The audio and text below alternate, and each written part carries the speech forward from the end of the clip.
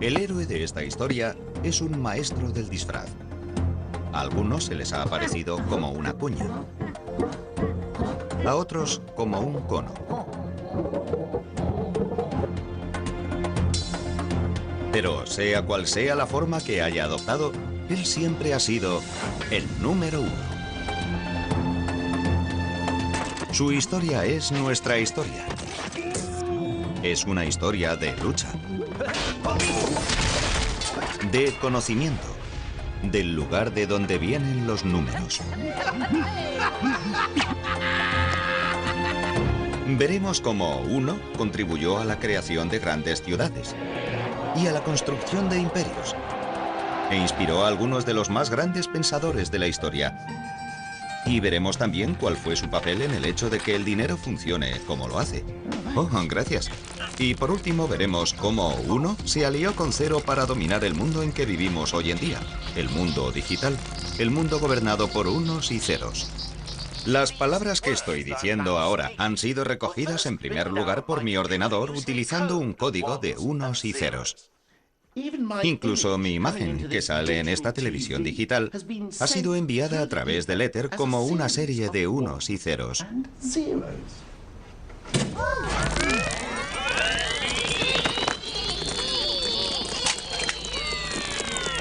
Pero, ¿cómo han llegado estos dos dígitos a dominar el mundo? Eso no ha sido siempre así. De hecho, durante la mayor parte de la historia humana, el cero ni siquiera ha existido. Es uno el que ha contado de verdad. La historia del número uno. ¿De dónde venía uno? Bueno, esta historia empieza en los albores de los tiempos. Hace 3.042.059 años, el primer primitivo uno salió reptando de aquel caldo primigenio para vivir en tierra firme.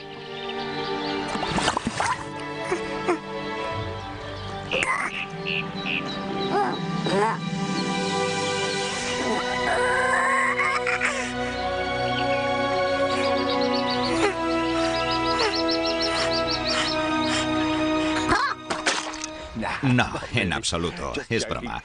De hecho, los orígenes del uno están envueltos en misterio. Un misterio que solo nuestros más primitivos antepasados podrían resolver. En cierto momento, alguno de ellos debió ser el primer ser humano que usó el uno para contar. Pero, ¿cuándo? Prácticamente desde que el hombre ha sido capaz de hacer marcas en los huesos, ha estado, bueno, haciendo marcas en los huesos. Pero, ¿qué hay del tipo que hizo rayas como estas hace 150.000 años? ¿Es posible que estuviera contando? ¿Acaso estas rayas representan una serie de unos? Bueno, los expertos nos dicen, con todo el peso de las pruebas científicas y arqueológicas, que no tienen ni idea. De lo que sí están bastante seguros es de que uno es mucho más joven que nosotros. No ha sido hasta hace relativamente poco, unos 20.000 años escasos, que tenemos una prueba sólida de la existencia de uno y de que alguien lo utilizaba para contar. Por supuesto, no tenía este aspecto cuando nació. Entonces, uno no era más que una raya en un hueso. Este hueso es conocido como el hueso de Ishango. Fue hallado hace relativamente poco en el Congo. Y miren, aquí pueden ver las rayas. Sabemos que cada una de ellas representa un uno. ¿Cómo podemos estar tan seguros? Bueno, alguien debía estar contando porque hay 60 rayas a lo largo de esta parte del hueso y otras 60 en esta otra parte, distribuidas además en grupos de la misma cantidad. Y no hay modo de hacer eso si no es contando. El hueso de Ishango marcó un momento decisivo de la humanidad. Los zoólogos nos dicen que otros mamíferos son capaces de contar hasta 3 e incluso hasta 4, pero no más.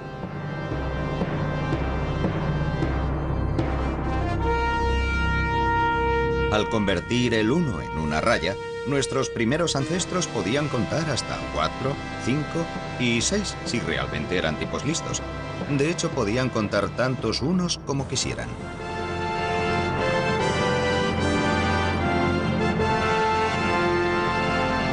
Y eso fue lo que nos dio ventaja sobre leones y tigres. En adelante, contar no tendría límites. Uno había crecido hasta convertirse en un chico grande.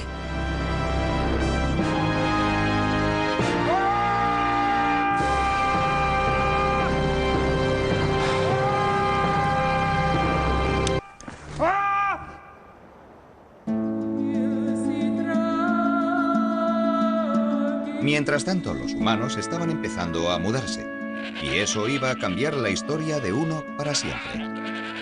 Dejaron de vivir en cavernas para construirse sus propias cuevas, las casas.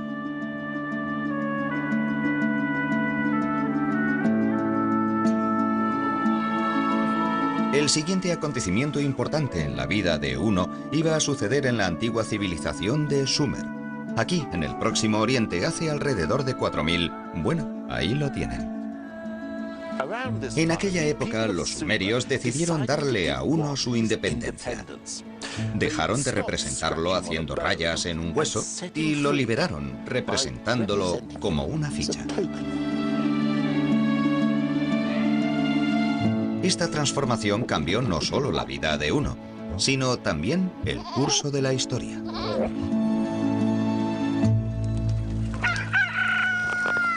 La invención de estas fichas permitió a los sumerios hacer cosas que nadie había hecho hasta entonces. Si tú añades muescas a un palo o hueso, puedes hacer solo eso, añadir o sumar. Pero con las fichas puedes también quitar, restar. Supongamos que tienes 6 gallinas y te comes 5. ¿Y qué es lo que tenemos? Una indigestión. No. Ha inventado la aritmética. Aquel fue el mayor avance de Uno. Para averiguarlo, tenemos que ir a un lugar donde no sucedió.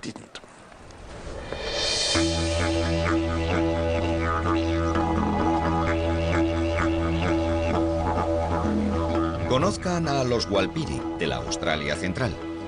Son un pueblo que vive aquí desde hace unos 30.000 años, aunque no hace tanto que los antropólogos descubrieron que no utilizan números. La gente se interesó por los Walpiri porque en nuestra lengua no utilizamos números. Tenemos una palabra para decir uno, pero eso es todo.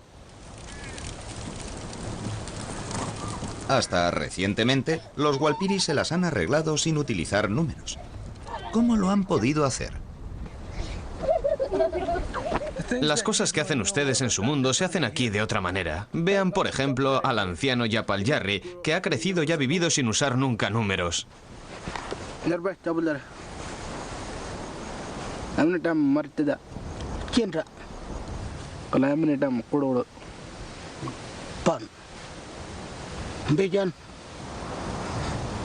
Yapal Jarri nombra a todos sus nietos.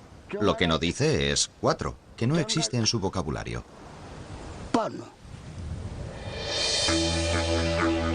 Los más viejos de los Walpiri no hablan de los momentos del día en términos exactos, sino de la posición del sol. Ni siquiera hablan de distancias, pues el mapa de su territorio está hecho no con números, sino con canciones que contienen toda la información que necesitan. Estas canciones de tiempos inmemoriales, profundamente enraizadas en su cultura, constituyen un gran orgullo nacional.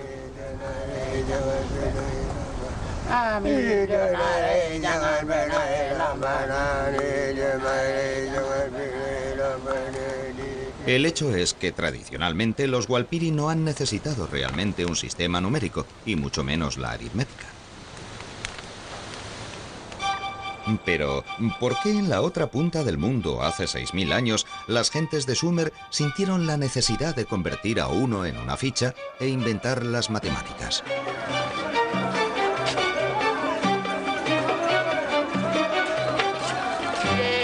¿Qué tenía tan diferente la vida en el Próximo Oriente? ¿Por qué la gente de la zona quiso expresar todas las cosas de forma matemática? Tal vez fuera porque había muchísima gente viviendo en el mismo lugar. A diferencia de los Walpiri, los sumerios vivían en ciudades, y las ciudades exigen organización. Había que almacenar y distribuir el grano, y averiguar cuánto le tocaba a cada uno requería de la aritmética. Por eso los sumerios convirtieron a uno en fichas en forma de cono. Las fichas hicieron posible la aritmética que hacía falta para conocer la riqueza, calcular beneficios y pérdidas, tal vez lo más importante, recaudar impuestos. Sí, se puede atribuir el invento de las matemáticas a la vida urbana.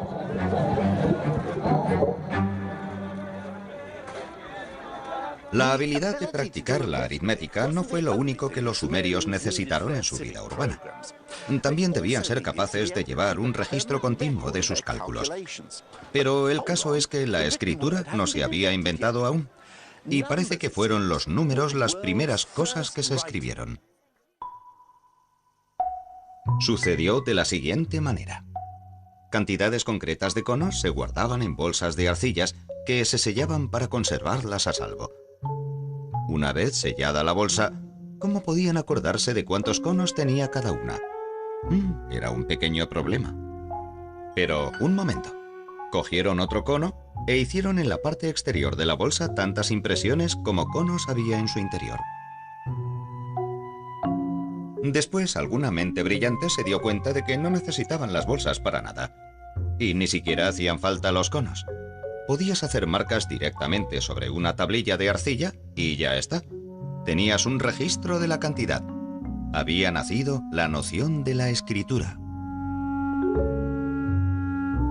Los matemáticos sumerios eran ahora capaces de mantener registros permanentes de sus cálculos, y estos podían llegar a ser más complejos que nunca. Solo unos pocos elegidos, a los que se entrenaba desde la infancia, eran iniciados en los misterios de los números. Llegaron a ser una élite poderosa y muy bien pagada, a la que aún hoy rendimos homenaje. Eso es, el gran legado de los sumerios al mundo fue el contable.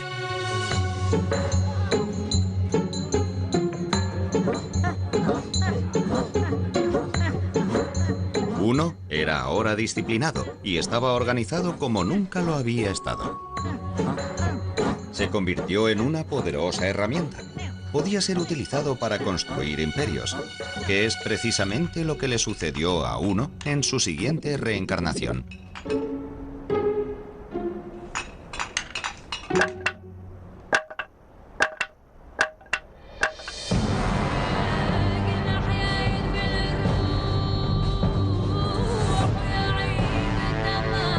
En manos de los sumerios, Uno había llegado a ser parte de un complejo sistema de cómputo.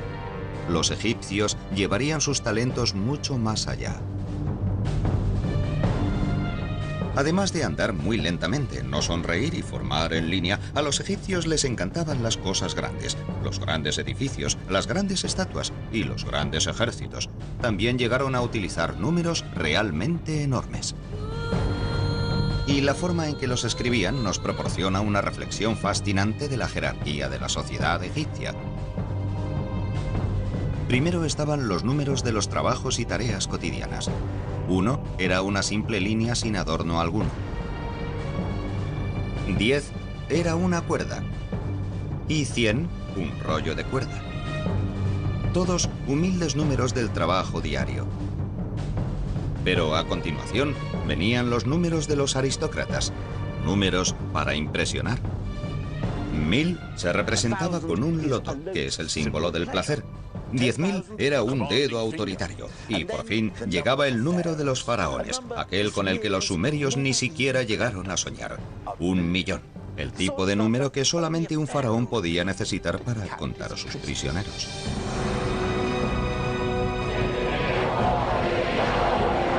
Fue el primer millón de la historia, y el símbolo que lo representaba era un prisionero implorando perdón, o puede que un contable rogando que no le hicieran contar más prisioneros.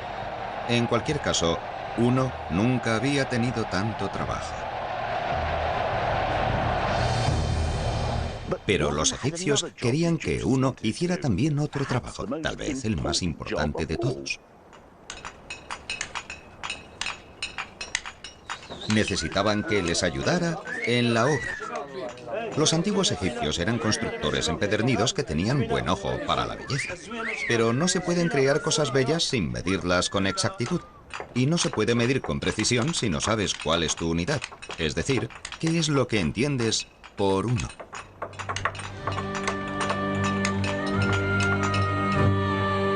Tratando de resolver este problema, los egipcios harían algo que nadie había hecho antes. Definieron su propia versión de uno. Y la basaron en la longitud del brazo de un hombre contada del codo a la punta de los dedos, más la anchura de la palma.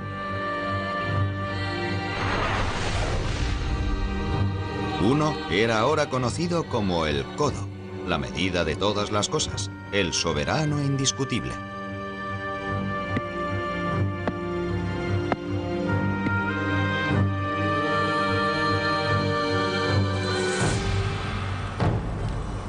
Estos unos oficiales, las barras maestras de un codo, eran tan importantes que se guardaban celosamente en el templo. Se hacían copias de ellas y se distribuían para que a lo largo de todo el imperio, fuera cual fuera la edificación, todos supieran lo que querían decir con uno. Y con esta simple barra de medida, los egipcios pudieron completar sus vastos proyectos arquitectónicos con asombrosa precisión. Si uno no se habría convertido en el codo, algunas de las maravillas del mundo habrían sido, bueno, menos maravillosas.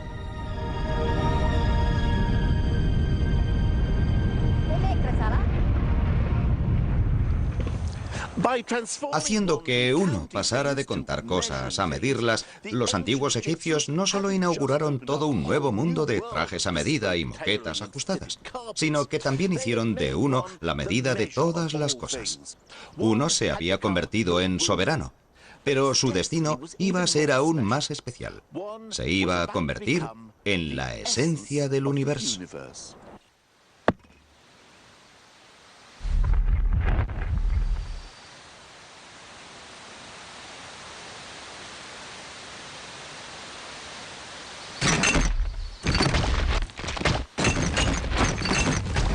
Todo empezó hace alrededor de 2500 años en la antigua Grecia, o lo que entonces era la Grecia moderna, a causa precisamente de un tipo que se llamaba Pitágoras. ¿Pitágoras? ¿No tenía una teoría o algo así?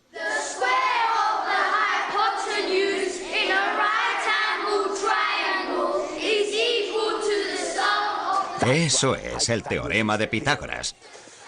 Un poco aburrido, yo nunca lo entendí. Well, actually, I think that Pythagoras was a pretty interesting bloke. ¿Ah, sí? He had a school in which all his pupils had to give up their worldly possessions, eat only vegetables, and swear never to touch beans. ¿Cómo se explica eso? Pythagoras believed that when you fart, a bit of your soul escapes.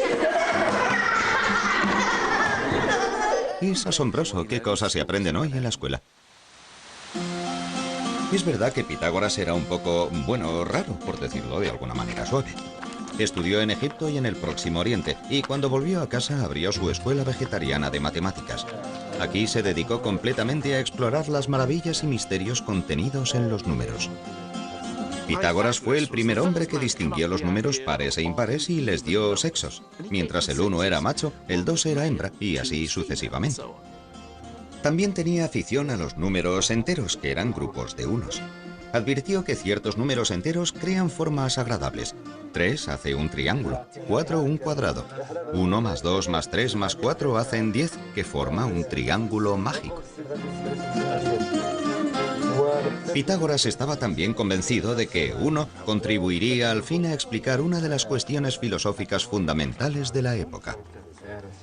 Los filósofos griegos buscaban incansablemente la primera materia del universo, aquella de la que todo estaba hecho. Un filósofo decía que todo estaba hecho de fuego, otro que de aire, el tercero que de agua. Pitágoras decía que todo estaba hecho de números, incluida la música. Para descubrir lo que Pitágoras quería decir, he venido al Jardín Botánico de Waterbury, en el Oxfordshire. Oh, muchas gracias. Pero ahora necesito un matemático. Oh, yo soy matemático. Oh, mira qué suerte. Pero si quieres saber algo sobre Pitágoras, la música y las matemáticas, vamos a necesitar algunos tiestos de diferentes tamaños. Ay, ay, ay. Oh, perfecto. Pitágoras quería comprender por qué ciertas combinaciones de notas sonaban tan hermosas y armónicas, y vemos que, si golpeamos un tiesto, obtenemos una nota, la... Pero si la combina con la nota de este otro tiesto, la... Es una combinación bastante mala. Escuchémoslas juntas. Oh, sí, eso no suena nada bien. Pero si toco este tiesto de aquí, la... Es una combinación hermosa. Vamos a escucharlas a la vez. Pero ¿por qué es una combinación tan hermosa? La respuesta es por la matemática. Los pesos de cada uno de estos tiestos mantienen una relación perfecta de 1 a 2. Y es esa combinación de números enteros la que produce ese sonido tan hermoso en oposición al caso del primer tiesto. Esto es en relación como de 1 a 1,2. No es una relación agradable de números enteros, por lo que se produce un sonido poco armonioso. Lo que Pitágoras dice es que las armonías son combinaciones de números enteros, números que vienen a ser grupos de unos. Pitágoras advirtió que estos números enteros eran la razón por la cual las cosas sonaban de manera tan hermosa, y eso le entusiasmó tanto que pensó que realmente la matemática era la base de todo, que podría explicar la armonía musical y el cosmos, y de ahí acuñó la frase la música de las esferas. ¿Tocamos?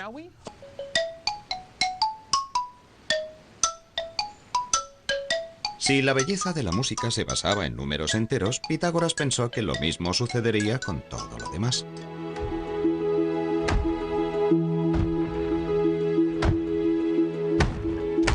Y como los números enteros son grupos de unos, uno debería ser la materia esencial de la que estaba hecho el universo.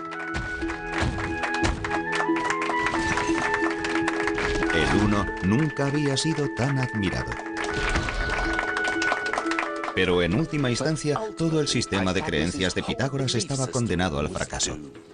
E irónicamente, fue el triángulo que lo hizo famoso el que probaría su error.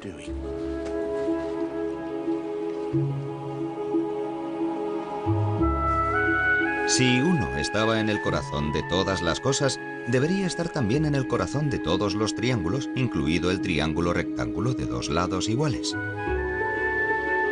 El problema es que no es así.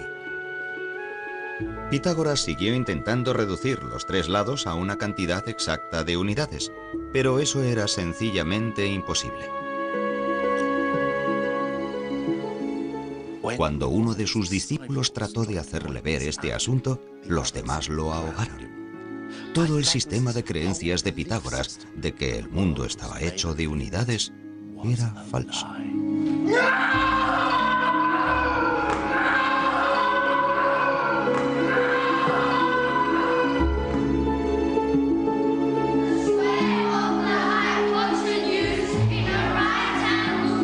Pobre Pitágoras, que fue derrotado por su propia y más querida forma geométrica. El uno, sin embargo, estaba a punto de embarcarse en una nueva aventura. Solo que antes tendría que hacerse algo menos real. Como todos los humanos anteriores a él, Pitágoras no concebía los números si no representaban cosas reales. Un 1 no era un 1 si no se refería a una silla, o un paso, o un presentador de televisión. Pero los matemáticos que siguieron a Pitágoras rompieron estas restricciones. ¡Eureka! ¡Eureka! Sí, Arquímedes es hoy famoso por haber sido el primer striker de la historia, pero de hecho fue el más grande matemático de la antigüedad. ¡Eureka! ¡Eureka! A Arquímedes le encantaba jugar con los números y llevó a las matemáticas al reino de lo inimaginable porque en esos juegos permitió que los números hicieran cosas imposibles, como calcular cuántos granos de arena harían falta para llenar el universo. Pero por muy tontos que estos juegos nos puedan parecer, con ellos obtuvo a veces resultados prácticos de los que aún hoy en día nos beneficiamos. Por ejemplo, estaba obsesionado con qué pasaría si tomabas una esfera y la convertías en cilindro. ¿Cuál sería la diferencia en el área ocupada? Bueno, a mí personalmente me importa un bledo, pero Arquímedes vivió el día más feliz de su vida cuando consiguió por fin dar con la fórmula. Y aunque era una pura bravuconada matemática, resultó ser a la postre sorprendentemente práctica, porque gracias a Arquímedes, los cartógrafos del futuro pudieron tomar el globo terráqueo y trasladarlo a un plano. 1 no era ya la esencia del universo. pero contribuía a crear la era dorada de las matemáticas teóricas.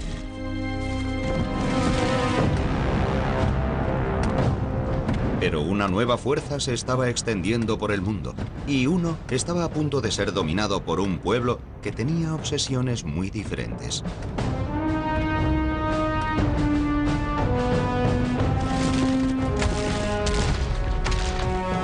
Arquímedes vivía en Siracusa, y cuando los romanos la invadieron en 212 a.C., él estaba en mitad de un cálculo particularmente complicado.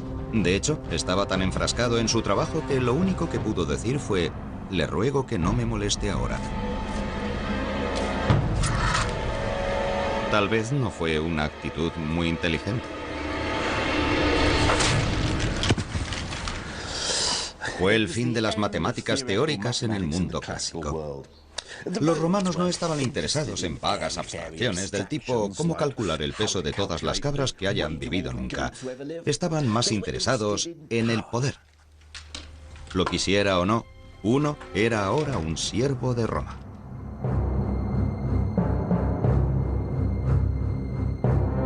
Debía abandonar el vertiginoso mundo de las matemáticas abstractas y centrarse en preocupaciones más prácticas.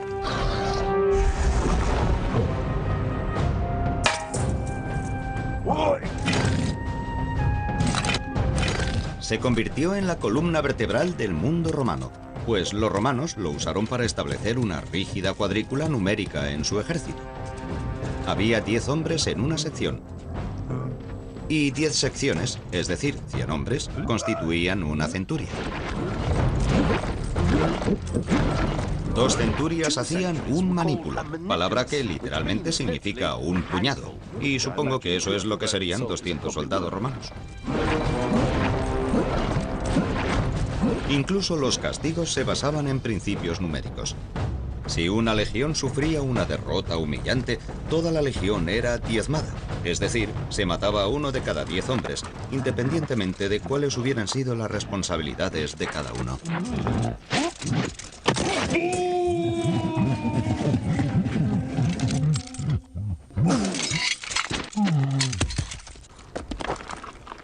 El gran objetivo del mundo romano era mantener las cosas en funcionamiento.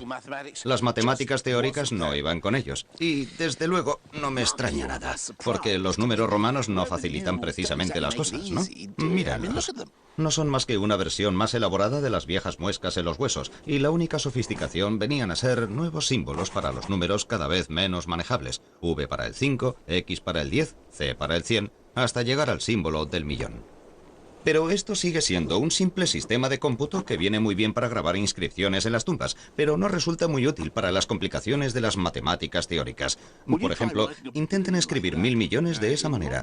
Yo lo he hecho y con los números modernos me ha llevado 8 segundos. En números romanos llevaría unos 16 minutos. No resulta sorprendente, por tanto, que los números romanos no se utilizaron para hacer cálculos. Para ello, había que valerse de una tabla de cómputo, una primitiva versión del ábaco.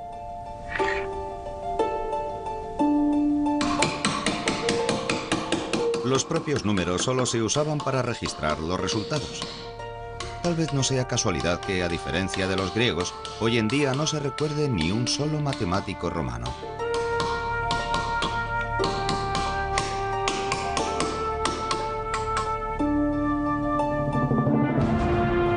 Con la extensión del poder romano, se difundió también su sistema numérico. A lo largo de los siguientes 500 años, toda Europa, de España a Turquía, cayó bajo dominio romano, y sus números siguieron utilizándose incluso después de la caída de su imperio.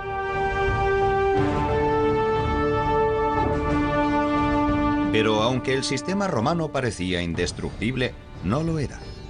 Su perdición vendría del este, de la India, para ser más preciso, alrededor del año 500 de nuestra era.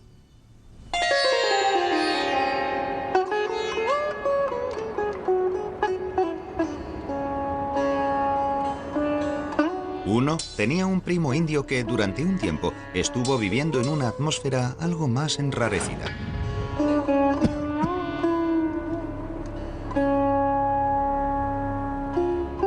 Los indios parecían haber estado mucho menos preocupados por la organización militar que por la renuncia al mundo y la búsqueda de la iluminación. Pero el nirvana no está ahí mismo al final de la calle. Para alcanzarlo hay que recorrer un camino muy largo que exige dedicarle muchísimo tiempo. De modo que para expresarlo, los indios tuvieron que inventar números extraordinariamente grandes. Ahí está el rayu, por ejemplo. Un rayu es la distancia que recorrería un dios en 6 meses si avanzara 1 millón de kilómetros en cada uno de sus parpadeos. ¿Y qué tal un palia? Un palia es la cantidad de tiempo que me costaría hacer un gran montón de lana de 10 kilómetros de alto si añadiera una hebra cada siglo. He aquí uno que he hecho un poco antes. Está claro que son unos números que a uno le harían sentir pequeño si no hubiera tenido la ayuda de sus amigos.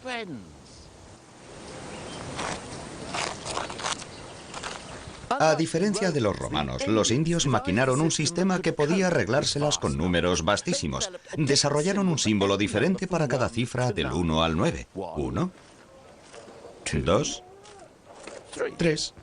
O, para decirlo de una vez, los números arábigos.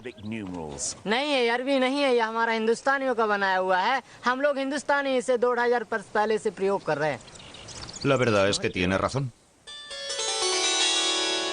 Los números que utilizamos actualmente se llaman arábigos, pero de hecho nacieron aquí, en la India, en fecha tan temprana como el 500 después de Cristo. Pero hace alrededor de 1500 años, o algo más si están viendo una reposición de este programa, a alguien se le ocurrió una idea estupenda, increíble y extraordinaria. La mayor revolución que se había producido en los números desde que los sumerios inventaron las matemáticas. Un invento que cambiaría el mundo. Inventaron un número completamente nuevo. Y es aquí, en este diminuto templo de 11 siglos de antigüedad en Gwalior, en el norte de la India, donde se encuentra este nuevo número. Y después de recorrer 6.500 kilómetros, por fin voy a verlo.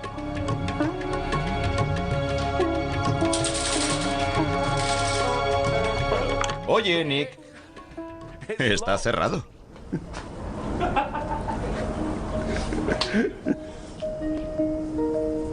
Así que esperamos. Y mientras lo hacíamos, empecé a preguntarme cómo es que este nuevo número no se había inventado antes. Es un numerito sencillísimo que se dice en un momento y se escribe aún más rápidamente. Ah, aquí está. Pero una vez inventado, transformó la vida de uno de una manera que acabaría cambiando también el mundo entero. Bueno, he aquí el ejemplo indiscutible de la mayor invención india, el nuevo número. El santo grial de los números. El 0. Por primera vez en la historia de la humanidad, alguien hizo de la nada un número. La inscripción dice que se plantó un jardín para producir flores para el templo, y para asegurarse de que tendrían suficientes flores, el jardín debía medir 187 por 170 astas, alrededor de 8 hectáreas. Mientras los romanos usaban los números para registrar sus conquistas y contar cadáveres, estas gentes los utilizaban para asegurarse de tener las provisiones necesarias para sus arreglos florales. Y ustedes dirán, ¿a qué viene tanto rollo? O sea, ¿qué tiene de maravilloso inventarse un símbolo que significa nada? Si alguien me preguntara cuántas cosas tengo en la mano, podría decir simplemente que no tengo nada y no necesito un 0 para eso. Bueno, un 0 solo tal vez no sea nada, pero al combinarlo con 1, empezó la magia.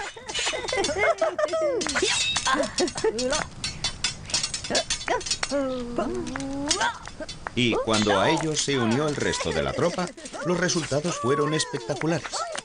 Con solo 10 dígitos, los indios podían hacer números infinitamente grandes e infinitamente pequeños. Los romanos no podían hacer esto. Uno había encontrado en Cero a su compañero ideal, y este fue un emparejamiento que habría de cambiar el mundo. Con la ayuda del resto del equipo, permitieron a la ciencia india avanzar extraordinariamente. Los astrónomos indios, por ejemplo, llevaban siglos de ventaja a los del mundo cristiano.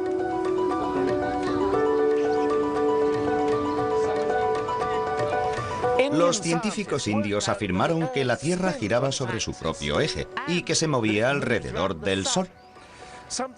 Algo que en Europa Copérnico no averiguaría hasta 1000 años más tarde. Los científicos indios también calcularon el diámetro del globo terráqueo y se equivocaron en menos de un 1% del que realmente es.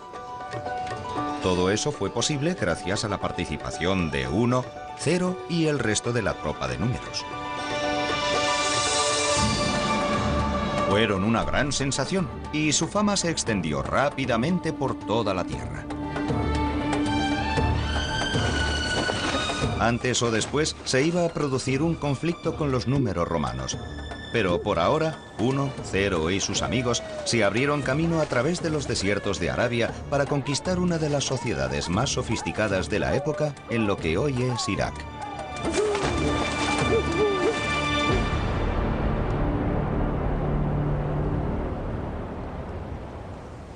Cuando el Islam tenía poco más de 100 años, Bagdad estaba gobernada por el gran califa Al-Mansur. El califa quería que su pueblo viviera de acuerdo con el Corán, para lo que instituyó tribunales y jueces que aplicaran la ley del profeta.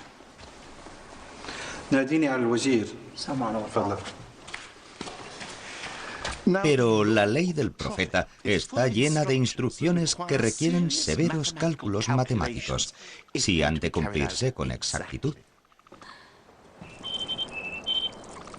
Por ejemplo, a diferencia de lo que sucedía entre los cristianos, el Corán establece que la mujer obtenga su parte de una herencia. El libro dice, hay una parte para el hombre y otra para la mujer, cada una de las cuales depende del número de los demás parientes y de su relación con el difunto. Hacer todos esos cálculos requería la utilización de fracciones y ratios, pero los árabes de la época contaban aún con los dedos. No es que no estuvieran dotados para la aritmética compleja, es que su sistema numérico no les permitía avanzar más. Pero un día llegó a la corte un embajador de la India. Debía aparecer ante el gran califa con algún tipo de presente, pero el califa era un hombre de riquezas infinitas. Resultaba difícil saber qué regalarle. Vaya que una camiseta que dijera "Adoro la India" no habría servido. El embajador, sin embargo, había sopesado largo y tendido el asunto y decidió presentar al califa unos de los mayores obsequios que se le podían haber ocurrido: los números.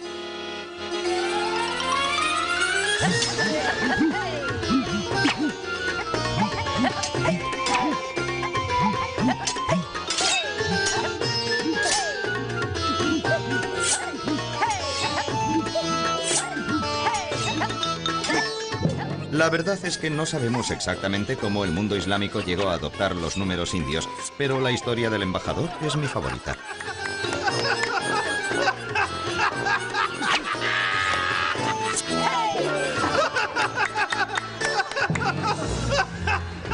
Lo que sí sabemos es que los eruditos musulmanes quedaron prendados por 1, 0 y el resto de la tropa. Y el más famoso de aquellos fue un hombre llamado Al-Khwarizmi. Al-Khwarizmi. Al-Khwarizmi. ¿Khwarizmi? Al-Khwarizmi. Al-Khwarizmi. Eso es.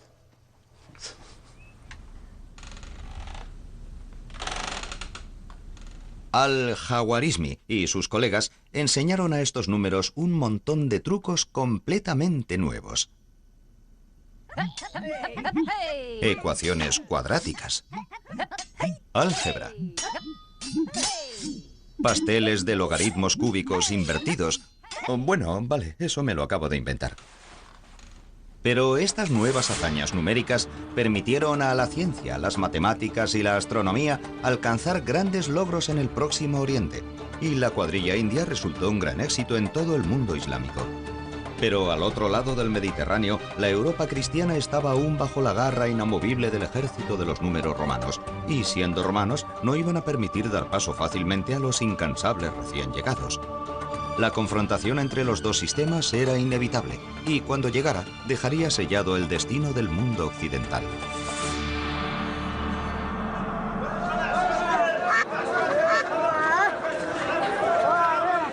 El principio del fin de los números romanos empezó en las costas del norte de África.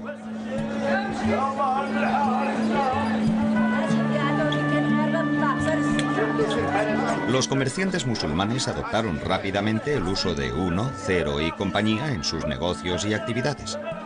Para finales del siglo XII, los números indios eran ya de uso común. Y fue en el ajetreado puerto de Bellaya donde un joven, hijo de un diplomático italiano con base en Argel, vio por primera vez su asombrosa actuación.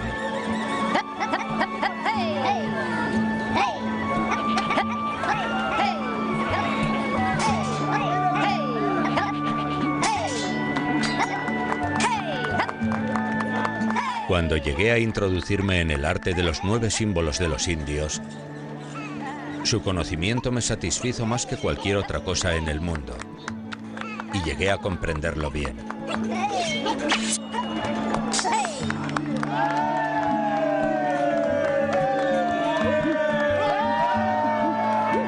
Aquel joven era conocido como Fibonacci y quedó tan prendado de los números indios que cuando creció decidió llevárselos con él a casa. En 1202, Fibonacci escribió un libro sobre el cálculo llamado, el libro del cálculo. Hoy está considerado como uno de los grandes matemáticos de todos los tiempos, y su libro constituyó un auténtico escaparate para los números indios. Pero Fibonacci no era solo un teórico en su torre de marfil. Parte de su libro de cálculo estaba destinada especialmente a los comerciantes, a los que les mostraba lo útiles que podían ser los números indios para calcular sus beneficios. Tal vez piensen que no era especialmente rompedor, pero esta era la época en la que el capitalismo empezaba a salir a la luz en Europa, y el libro de Fibonacci se convirtió en lectura obligada.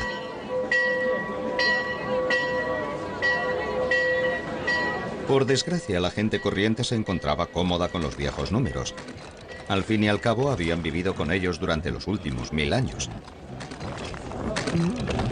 Los viejos números romanos no iban a ponérselo fácil a los recién llegados.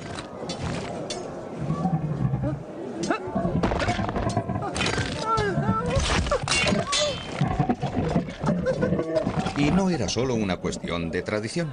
El cliente o comprador medio tenía algunas buenas razones para preferir el sistema antiguo. Por ejemplo, muchas ciudades italianas tenían su propia moneda en la Edad Media, de modo que cada vez que me encontraba en una nueva ciudad o en un nuevo plató con sus extras convenientemente disfrazados, como es el caso, tenía que acudir al banco o banca del cambista. Una banca era una mesa de contable, poco más que un ábaco con fichas en vez de avalorios. Los hombres que operaban con ellos, los banqueros, debían prestar un juramento de no engañar a sus clientes. Y si los magistrados descubrían que alguno engañaba a los clientes, venían y le rompían la banca en la que trabajaba, de donde procede la expresión bancarrota, que aún usamos hoy en día. Hola, ¿cuánto me da por esto? En este momento está contando. Es tranquilizador comprobar que está utilizando números familiares, que son, por supuesto, los números romanos. Y está usando este ábaco, de modo que al menos veo lo que está haciendo. Eso es lo que voy a recibir, ¿no? Muy bien, muchas gracias. Ha sido un placer hacer negocios con usted. Pero, ¿qué pasaría si fuera donde uno de esos chicos listos que usan los nuevos números indios? Hola, ¿cuánto me va a dar por esto?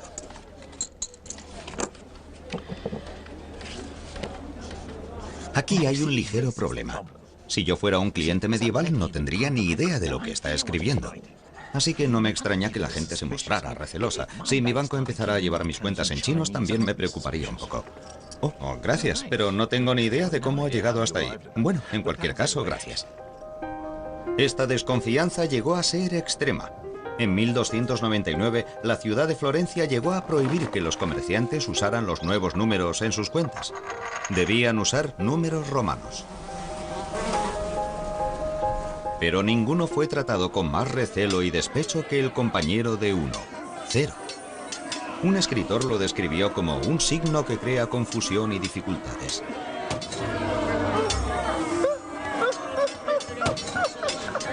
A 0 se le llamó cifra, y se le consideraba tan sospechoso que esta palabra acabó definiendo el modo de hacer códigos secretos, de donde viene cifrar y descifrar. Pero el viejo sistema tenía los días contados, y supongo que puede culparse de ello a la secular codicia humana. Los tradicionalistas que se aferraban al ábaco y a los números romanos nunca habían tenido que calcular intereses sobre préstamos, porque la Iglesia Católica decía que cargar interés sobre el préstamo era pecado. Se llamaba usura. Pero cuando llegó la Reforma, las iglesias protestantes se mostraron más comprensivas con los negocios, y las antiguas objeciones cristianas contra el capitalismo parecieron desaparecer. De modo que en este nuevo ambiente de préstamo e interés, ¿cuál de los dos sistemas se revelaría como más eficaz? ¿Los números romanos o el ábaco? Bueno, vamos a averiguarlo. A mi derecha, un matemático de primera clase. A mi izquierda, una gran experta en el uso del ábaco. Si yo prestara a alguien 10 euros al 0,5% de interés mensual, ¿cuánto me deberá al terminar el año? ¿De acuerdo? ¿Preparados? ¿Listos? ¡Ya! Kimi se dedica al ábaco desde que tenía 15 años y está usando un moderno modelo Soroban, pero tal como se hacía en el siglo XVI, va redondeando sus números a las décimas y centésimas más cercanas. Esperemos que le salga todo redondo. Marcus utiliza lápiz y papel y trabaja sobre una cuadrícula de decimales. Vive en el norte de Londres con su encantadora esposa Shani y 3 hijos adorables. No es grande, pero es inteligente. Ah, parece que Kimi tiene una respuesta. Sí. ¿Cuál es tu respuesta? 10,60. 10,60. De modo que el interés compuesto a un año es de 10 euros con 60 y parece que el ábaco lo ha resuelto con más rapidez que el matemático. Bueno, yo no quisiera amargaros la fiesta, pero creo que esa respuesta está equivocada. Mi resultado es de 10,61,677766403 para ser exactos. He tenido en cuenta el resto del interés, que es muy poco cada mes, pero suma algo. De modo que me sale ese 1,6 de más. Para el hombre de negocios medieval, esa podía ser la diferencia entre poder ganarse la vida o no. Tal vez sea por eso que el individuo que maneja el ábaco parezca tan desgraciado. A medida que el capitalismo ganaba respetabilidad, el cálculo del interés simple y compuesto se convirtió en imprescindible para cualquier comerciante respetable. Y para llevarlo a cabo, incluso con el ábaco, el viejo sistema romano no podía competir con los números indios. Así que siglos después de que Fibonacci los trajera a Europa, los números indios, al final, desplazaron a los pesados y torpes números romanos. Eran rápidos y versátiles, y con 1 y 0 como líderes, mucho mejores en el trabajo de equipo.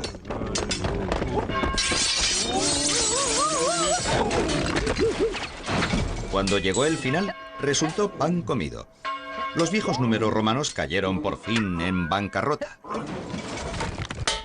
Pero 1 y 0 tenían planes de futuro aún más ambiciosos y no pensaban incluir en ellos el resto de los números.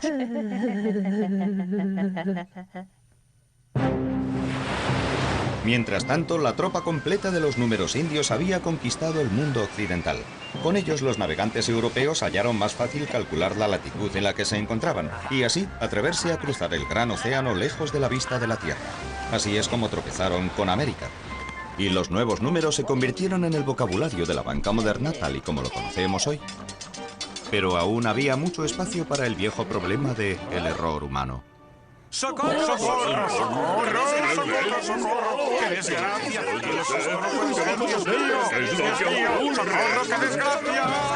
Colón pensaba que había llegado a Japón cuando de hecho había llegado a las Indias Occidentales tras recorrer la mitad del mundo. Había cometido un error que es cosa de humanos, pero había un hombre empeñado en conseguir que dejaran de producirse. Sucedió alrededor de 1600... Bueno, no sé ni por qué me molesto.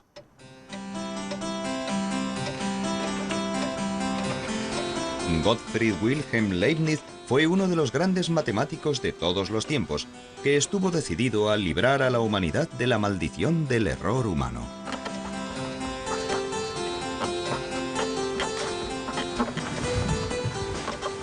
Tratando de hacerlo, Leibniz inventó algo que aún hoy sigue afectándonos en nuestras vidas cotidianas.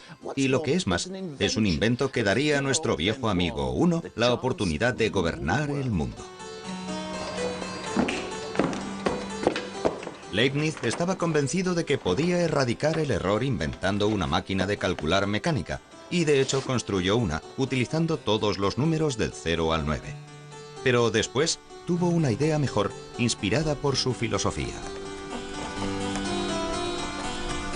Es verdad que, mientras el completo vacío y la jungla sombría pertenecen a Cero, él es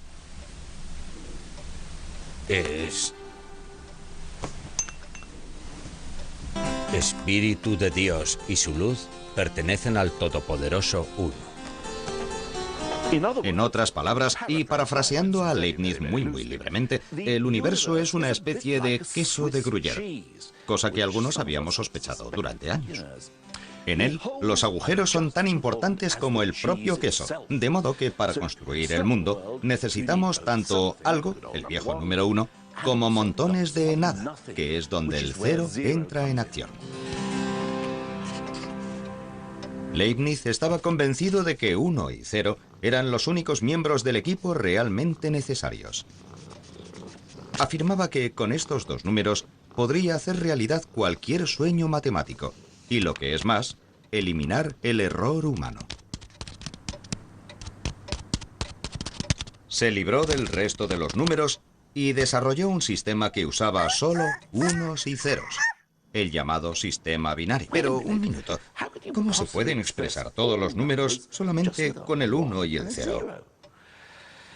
Creo que es hora de que consulte a alguien que sabe de qué hablamos.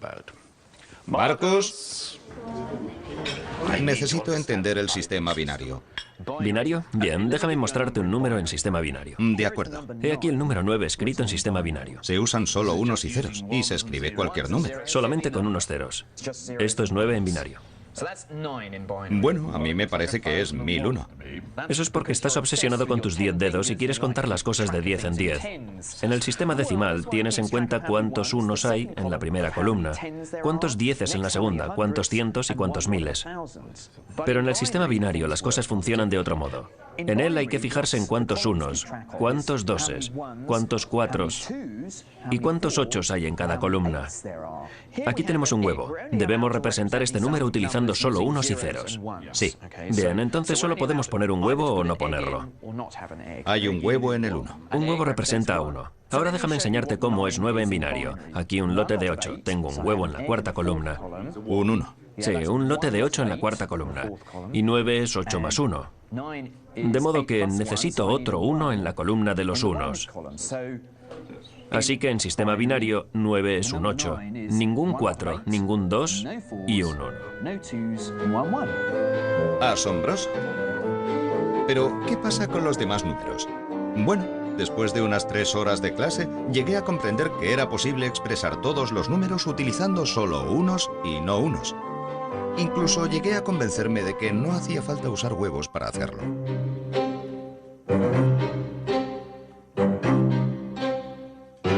Es un tipo de sistema mecánico. Es muy mecánico el sistema de añadir unos y ceros y por eso es perfecto para una máquina, porque a la máquina no le importa lo largo que pueda llegar a ser el número. Puede arreglárselas con números larguísimos, mientras que nosotros no podemos hacerlo. Lo interesante es que es una forma muy eficiente de sumar números y por eso a las máquinas les encanta poner los números en sistema binario. Y Leibniz diseñó una máquina binaria exactamente de ese tipo. Solo que él utilizó bolas de metal que caían sobre ranuras y no huevos y hueveras.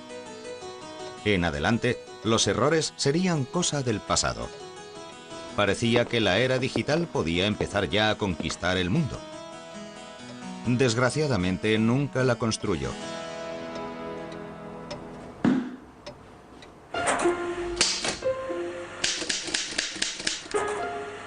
Uno y 0 debían esperar aún otros 265 años antes de ponerse bajo la luz de los focos.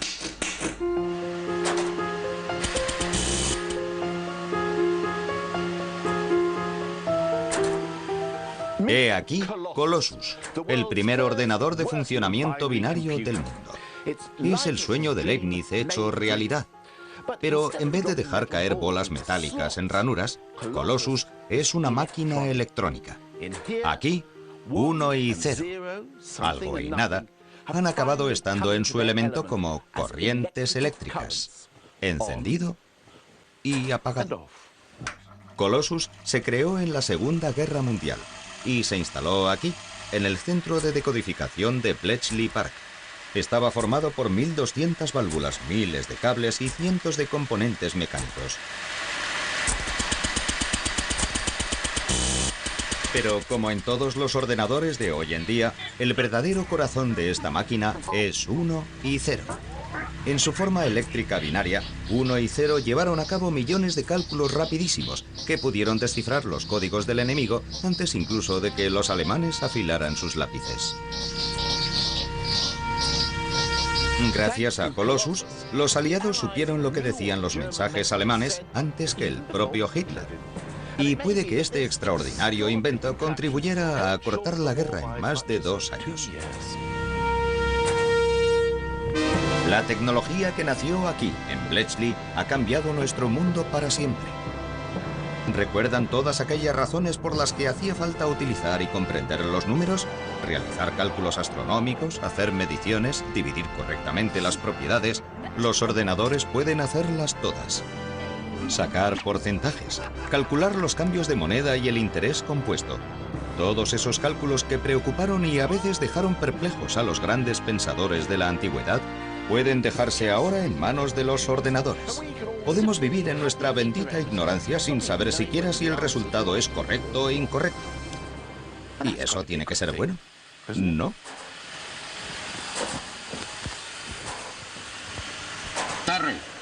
Terry, ¿dónde vas, Terry? ¿No me vas a dejar aquí? ¿No, Terry?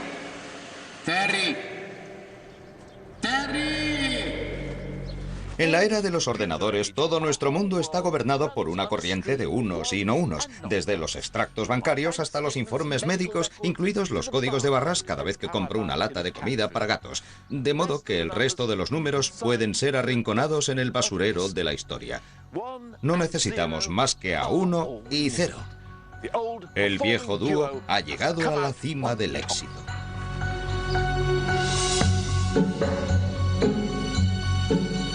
Esperamos poder controlar a estos pequeñajos.